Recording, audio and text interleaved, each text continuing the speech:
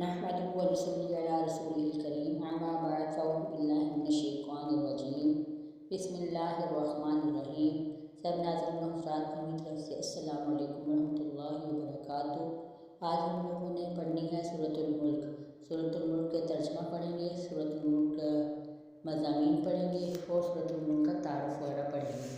امید کرتی ہوں کہ آپ کو میری آج کی ویڈیو اچھی لگے گی۔ اگر میری آج کی ویڈیو آپ کو اچھی لگتی ہے تو لائک کریے، سبسکرائب کریے، شیئر کریے اور زیادہ سے زیادہ کامنٹس کریے۔ کوئی بھی مسئلہ مسائل ہو تو مجھے ضرور بتائیے گا۔ شروع کرتے ہیں۔ اعوذ باللہ من الشیطان الرجیم، بسم اللہ الرحمن الرحیم۔ تبارک الذی بیدہ الملک وهو على كل شيء قدير الذي خلق الموت والحياة ليبلوكم أيكم أحسن عملا وهو العزيز الغفور الذي خلق 7 سماوات طباقا ما ترى في خلق الرحمن من تفاوت وارجع البصر هل ترى من فطور ثم ارجع البصر كرتين ينقلب إليك البصر خاسئا وهو حسير ولقد زينا السماء الدنيا بمصابيح وجعلناها رجوما للشياطين وأعتدنا لهم عذاب السعير وللذين كفروا بربهم عذاب جهنم وبئس المصير إذا ألقوا فيها سمعوا لها شهيقا وهي تفور تكاد تميز من الغيظ كلما ألقي فيها فوج سألهم خزنتها ألم يأتكم نذير قالوا بلى قد جاءنا نذير فكذبنا وقلنا ما نزل الله من شيء إن أنتم إلا في ضلال كبير وقالوا لو كنا نسمع أو نعقل ما كنا في أصحاب السعير فاعترفوا بذنبهم فسحقا لأصحاب السعير إن الذين يخشون ربهم بالغيب لهم مغفرة وأجر كبير وأسروا قولكم أو اجهروا به إنه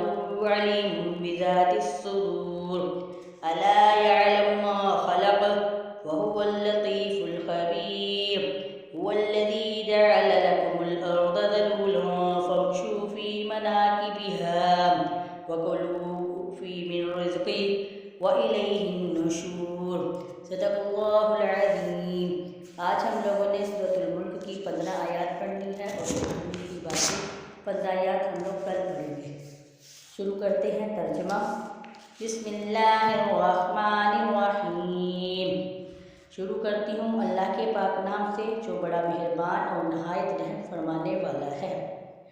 بہت ہی بابرکت ہے وہ اللہ جس کے دستے قدرت میں ساری بادشاہی اور وہ ہر چیز پر قدرت رکھنے والا ہے، جس نے موت اور زندگی اسی لیے پیدا فرمائی تاکہ تمہیں آزمائے کہ تم میں سے عمل کے اعتبار سے کون اچھا ہے، اور وہ بہت غالب بہت بڑا بخشنے والا ہے۔ وہ جس نے 7 آسمان اوپر نیچے بنائے، تم رحمان کی تخلیق میں کوئی فرق نہیں دیکھو گے تو تم نگاہ ڈالو اور دیکھو کیا تمہیں کوئی شگاف نظر آتا ہے، پھر تم دوبارہ نگاہ ڈالو، نگاہ تھک بار کر تمہاری طرف ناکام پلٹ آئے گی، اور یقیناً ہم نے آسمان دنیا کو چراغوں سے زینت دی ہے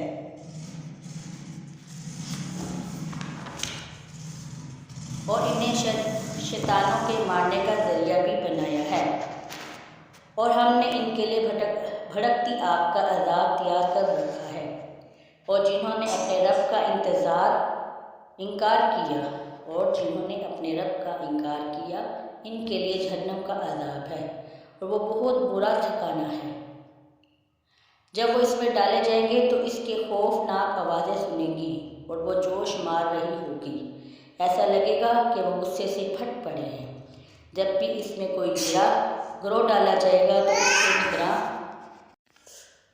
جب اس میں کوئی گرا گروہ ڈالا جائے گا تو اس کے نگران ان سے پوچھیں گے کہ کیا تمہارے پاس کوئی ڈرانے والا نہیں تھا؟ تم تو بہت بڑی گمراہی میں ہو، تمہارے پاس ڈرانے والا کوئی نہیں تھا؟ تو وہ کہیں گے کیوں نہیں، یقیناً ہمارے پاس ڈرانے والا آیا تھا تو ہم نے اسے جھٹلایا اور ہم نے کہا اللہ نے کوئی چیز نازل نہیں کی۔ تم تو بہت بڑی گمراہی میں ہو۔ وہ کہیں گے اگر ہم سنتے یا سمجھتے تو ہم جہنم والوں میں نہ ہوتے۔ تو وہ اپنے گناہ کا اعتراف کر لیں گے تو جہنم والوں کے لیے اللہ کی رحمت سے دوری ہے۔ بے شک جو لوگ بغیر دیکھے اپنے رب سے ڈرتے ہیں ان کے لیے بخشش اور بہت بڑا اجر ہے۔ اور تم لوگ اپنی بات چھپاؤ، اسے زور سے کہو، اللہ کو علم ہے، بے شک وہ سینوں کے رازوں کو بھی خوب جاننے والا ہے۔ بھلا وہ نہیں جانے گا جس نے پیدا فرمایا ہے اور وہ نہایت باریک بین ہر چیز سے خوب باخبر ہے۔ وہی اللہ ہے جس نے تمہارے لیے زمین کو نرم تابع بنایا تو تم اس کے راستوں پہ چلو اور پھر اس کے دیے ہوئے رزق میں سے کھاؤ اور اسی کی طرف قبروں سے اٹھ کر چلے جانا۔ وآخر دعوانا الحمدللہ رب العالمین۔ آج ہم لوگوں نے سورۃ الملک کی 15 آیات پڑھی ہیں، انشاءاللہ تعالیٰ کل باقی آیات پڑھیں گے۔ سورۃ الملک کے مضامین اور سورۃ الملک کا تعارف بیان کرتے ہیں۔ سورۃ الملک کا تعارف۔ سورۃ الملک مکی ہے، مکی صورت ہے، اس میں 30 آیات ہیں۔ عربی زبان میں ملک کا معنی بادشاہ ہے، بادشاہی ہے۔ اس صورت کی پہلی آیت میں بتایا گیا ہے کہ کائنات کی ساری بادشاہی اللہ تعالیٰ کے ہاتھ میں ہے، اسی لیے اس صورت کا نام سورۃ الملک ہے۔ سورۃ الملک بہت ہی بڑی فضیلت والی صورت ہے۔ اس کے بارے میں حضرت محمد صلی اللہ علیہ وآلہ وسلم نے فرمایا، قرآن مجید میں 30 آیتوں کی ایک صورت ہے جو پڑھنے والے کے لیے سفارش کرے گی یہاں تک کہ اسے بخش دے گی۔ حضرت جابر رضی اللہ عنہ فرماتے ہیں کہ حضرت محمد صلی اللہ علیہ وآلہ وسلم اس وقت تک سوتے نہیں تھے جب تک سورۃ السجدہ اور سورۃ الملک کی تلاوت نہ فرما لیتے۔ حضرت محمد صلی اللہ علیہ وآلہ وسلم نے فرمایا، یہ سورت اللہ تعالیٰ کے عذاب کو روکنے والی اور عذاب سے نجات دلانے والی ہے، یہ اپنے پڑھنے والے کو قبر کے عذاب سے بچا لے گی۔ سورۃ الملک کا مرکزی موضوع توحید، رسالت اور آخرت ہے۔ سورۃ الملک کے مضامین۔ سورۃ الملک میں بتایا گیا ہے کہ یہ دنیا ایک دن اپنی انتہا کو پہنچے گی۔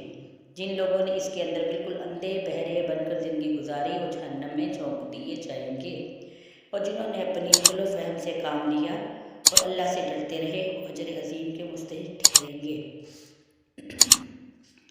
اس صورت میں کائنات کے بادشاہ اللہ تعالیٰ کی قدرت اور عظمت کا بیان ہے، کفر کے ہولناک نتائج سے ڈرایا گیا ہے اور بتایا گیا ہے کہ اللہ تعالیٰ کی پکڑ سے بے خوف نہیں ہونا چاہیے۔ اللہ تعالیٰ نافرمان بندوں کو دنیا اور آخرت میں سزا دینے پر قادر ہے۔ اب ہم لوگوں کو اپنی زندگی میں ان نکات کو رکھتے ہوئے اپنی زندگی کے پہلوؤں کو کس طرح عمل دخل کرنا چاہیے۔ ہماری زندگی کا مقصد یہ ہے کہ لوگوں کو امتحان لے کر واضح کیا جائے کہ کون بہتر اعمال کرنے والا ہے۔ اللہ تعالیٰ ہر چیز سے خوب باخبر ہے، ہمارے سینوں میں چھپے ہوئے راز بھی اس کے علم میں ہیں، اس لیے ہمیں ہر کام اچھے طریقے سے کرنا چاہیے، نہ کہ دل میں بدی رکھیں اور ہم کوئی ایسا کام کریں جس سے ہمارے اللہ تعالیٰ کو اور جس سے ہماری مغفرت نہ ہو سکے۔ ایسا کوئی کام ہمیں نہیں کرنا چاہیے۔ ہمیں اللہ تعالیٰ کی پکڑ سے بے خوف نہیں رہنا چاہیے۔ ہمیں پتہ ہونا چاہیے کہ اللہ تعالیٰ ہمیں ہر وقت دیکھ رہا ہے۔ جو اللہ تعالیٰ کو ناراض کرتا ہے اللہ تعالیٰ اس پر عذاب بھیجتا ہے۔ قیامت کب آئے گی اس کا علم صرف اللہ تعالیٰ کو ہے۔ ہمیں قیامت کے دن کامیاب ہونے کی تیاری کرنی چاہیے۔ جس طرح امتحان گاہ میں داخل ہونے کے لیے امتحان دینے کے لیے بچے پیپر دیتے ہیں، اس سے پہلے ان کے ٹیسٹ سیشن ہوتے ہیں، اس کے بعد سالانہ پیپر ہوتے ہیں، پھر امتحان آتے ہیں، پھر اس کا نتیجہ سنایا جاتا ہے۔ اسی طرح ہم یہ دنیا جو ہے ہماری ابدی ہے، اس میں ہم نے اپنی تیاری کرنی ہے، امتحان کی تیاری کر رہے ہیں جس کا رزلٹ ہمیں قیامت والے دن ملنا ہے۔ وآخر دعوانا الحمدللہ رب العالمین۔ اگر آپ کو میری آج کی ویڈیو اچھی لگی ہے تو مجھے لائک کریں، سبسکرائب کریں اور شیئر کریں۔ دعاؤں میں یاد رکھیے گا۔ اللہ حافظ۔